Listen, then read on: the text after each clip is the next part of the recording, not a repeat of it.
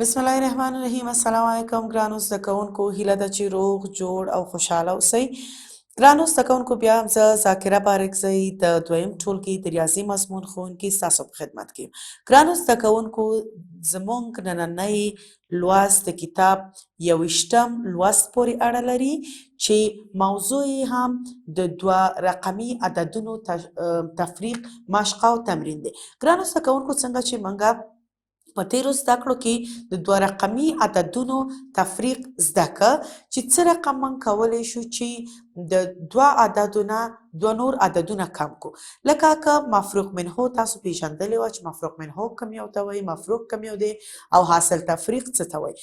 نو کله چې کوم عدد یعنی مفروق منه که کمه وه، نو بیا موږ څه کول؟ که اولنی عدد یا یویزه خانه کمه وه، موږ د لسیزې خانې نه څه اخیستل؟ پور اخیسته. نن راځئ چې بیا هم د هغې مشق او تمرین سره یو ځای کار کړو تر څو چې شي د عددونو د 2 رقمي عددونو تفریق باندې ډیر ښه پوه شو. ګرانو زده کوونکو، بیا هم دا د کتاب 49مه پاڼه ده او موضوع څه ده؟ مشق او تمرین د 2 رقمي عددونو تفریق دی. ګرانو زده کوونکو، تاسو د 2 رقمي عددونو تفریق په څه رقم په څه ډول کولی شئ؟ د 2 رقمي عددونو تفریق 3 مرحلې لري. دلته لیکلي لومړی، دوهم او دریم. دا 3 مرحلې لري. په اوله مرحله کې موږ څه کوو؟ په اوله مرحله کې دلته تاسو مفروق منه لرئ، دلته مفروق او دلته څه لیکل کېږي؟ حاصل د تفریق. ګرانو زده کوونکو، اوس دلته کله چې موږ ګورو چې د مفروق منه یویزه خانه کمه ده، لکه د 1 نه موږ نشو کمولی. د دې دپاره موږ څه کوو؟ په لومړی پړاو کې د لسیزې نه څه کوو؟ پور اخلو. کله چې د لسیزې نه، یعنی دلته موږ څه دي؟ دا 50 دي. 15 په دې معنی چې موږ 15 دانې لسیزې لرو. دلته دینه یوه لسیزه څه کوو؟ پور اخلو، قرض ورنه اخلو. کله چې 10 دینه واخلو، دا عدد چې یو دی، 10 د یو سره څو کېږي؟ 11. آفرین. دلته څو پاتې کېږي؟ 4. یعنی چې 4 دانې لسیزې پاتې کېږي. یوه لسیزه موږ پور واخیسته یو دپاره. پس له هغې نه کله چې موږ پور واخیسته، دا څو شو؟ 11. اوس موږ کولی شو چې د 11 نه 9 کم کو. راځو دویم پړاو ته.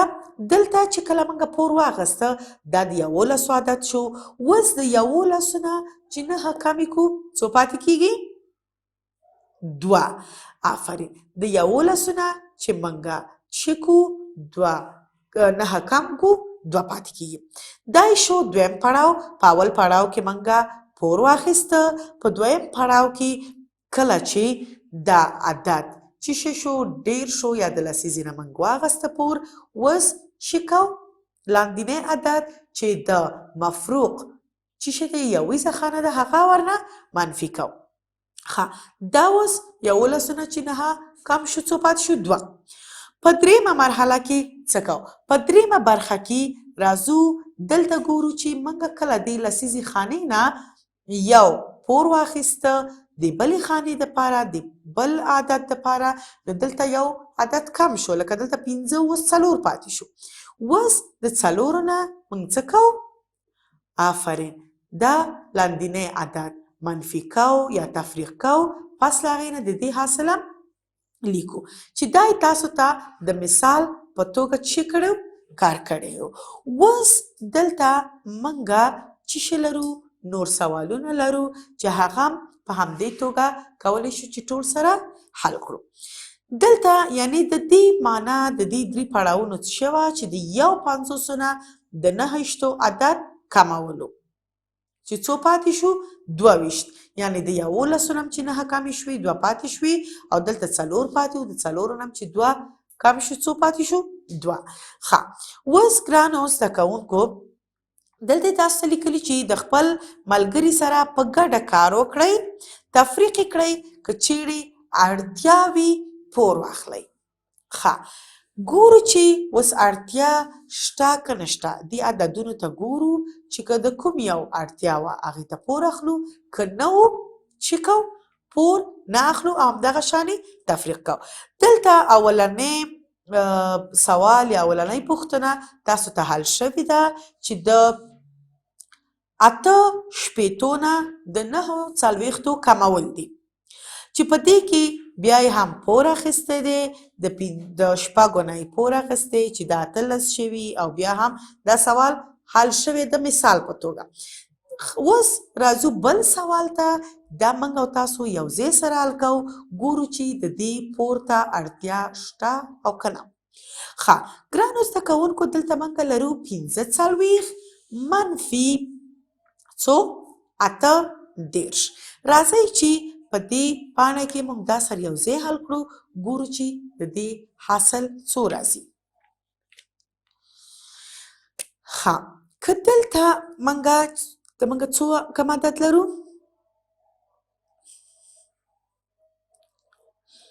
45 منفي چې دی 18. 18. ښه ګرانو زده کوونکو، اوس په دې کې موږ ګورو چې د 5 یعنې یویزو نه باید موږ یویزه کمه کړو، د لسیزې نه لسیزه. ښه اوس د 5 نه خو 8 نه کمیږي، یعنې که موږ دلته دا 5 ډکي ولرو، 1 2 3 4 5. ښه که دلته موږ دا 5 ډکي ولرو، څنګه موږ کولی شو چې دې نه 8 دانې کمې کړو؟ دې نه 8 نه کمیږي، موږ مجبوري چې دې نه چې وکړو پور واخلو. اوس راځو دلته موږ څو دانې لسیزې لرو، دا په دې معنی ده، یعنې دا ده چې 40 دي، دا په دې معنی ده چې موږ 1 2 3 او 4 یعنې 4 دانې لسیزې لرو. دې نه یوه دانه لسیزه دې ته پور اخلو چې 10 او 15 څو کېږي؟ 15. دلته دا څو شو؟ 15. دلته څو دانې لسیزې پاتې شوې؟ 3 دانې. ښه اوس پس د دې نه چې کله دا 15 شو، اوس د 15 نه موږ چې کوو؟ دا عدد کمو. ښه راځئ چې 15 ډکي کېدو، دا څو دي؟ 1 2 3 4 5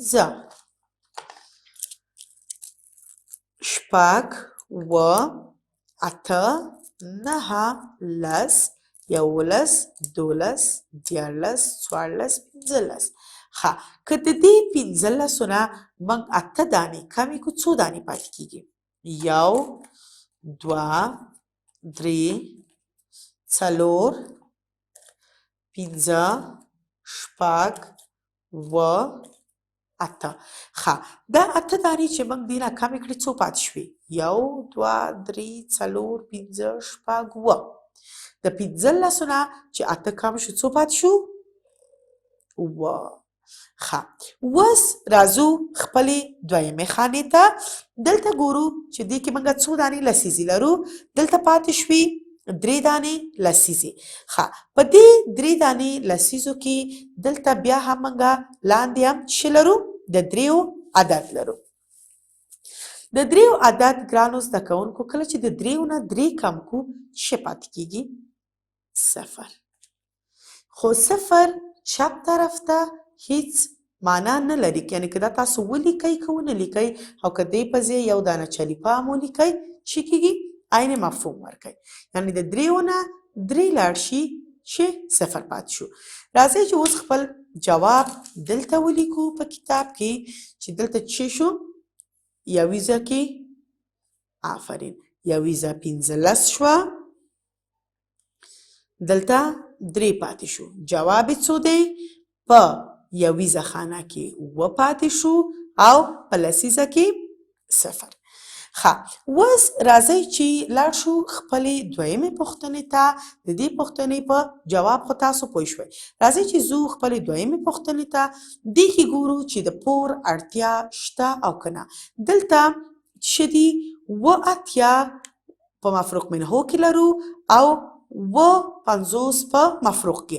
د دې حاصل د تفریق څو کېږي؟ راځئ چې یو ځای سره حل کړو. څو دي؟ 80. دې نه کوم یو عدد منفي کوو؟ 50. ښه، اوس ګرانو دلته ګورو چې د پور اړتیا شته او که نه. ښه، دلته په یویزه کې ګورو چې دلته هم په یویزه کې 7 دي او دلته هم 7. یعنې که موږ دا 7 ډکي ولرو 1 2 3 4 5 6 7، یعنې د 7 نه 7 کمې شي، یعنې دا 7 دانې تاسو یو چاته ورکئ، 7 نه چې ولاړ شي څو پاتې شو؟ 0.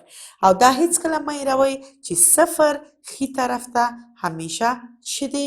معنا ورکوي او یو عدد جوړوي. اوس راځو لسیزې خانې ته چې دلته د 8 نه 15 کمیږي. ښه، دلته موږ څو ټکي لرو؟ 1 2 3 4 5 6 7. یوم دا 8. 8 نه چې 15 کمې کړو 1 2 3 4 5. ښه، دې نه چې 15 کمې شوې څو پاتې شو؟ 3. دا چې و؟ مفروق منه. دا چې و؟ مفروق. دا چې و؟ حاصل تفریق. ښه ګرانو، دلته چې منګه یو سوال کار که چې دې کې د پور ضرورت او بل سوالو چې دې کې هیڅ پور ته اړتیا نه وه، یعنې د 7 نه 7 کم شو 0 پاتې شو، چې د دې سوال جواب څه دی؟ 10. اوس راځئ چې دا دلته ولیکو. ښه، دلته موږ پور واخیسته؟ نه. دلته څه شو؟ دا خپل پر ځای پاتې شو که نه؟ دلته د 7 نه ولاړل 0، د 8 نه 3 کم شو، 15 کم شو څو پاتې شو؟ 3، چې جواب یې 10 شو. ښه ګرانو زده کوونکو، دا هم زموږ نننۍ زده کړه د چې شي د 2 رقمي عددونو تفریق چې مشق او تمرینو، چې دلته تاسو څو پوښتنې نورې لرئ. دا یو مثال په کتاب کې حل شوی و، 2 موږ یو ځای سره حل کړل چې یو کې د پور اړتیا وه او بل کې د پور اړتیا نه وه. دلته تاسو یو شمیر څه لرئ؟ پوښتنې لرئ، سوالونه لرئ چې شوکئ تاسو هم د دې مثالونو د کار اخیستو نه شوکئ د مثالونو نه کار واخلئ او دا سوالونه په خپل کتابچو کې حل کړئ. تر راتلونکي زده کړې پورې چې بیا ستاسو خدمت ته حاضرېږم، په لوی الله مو سپارم. خوشحاله اوسئ.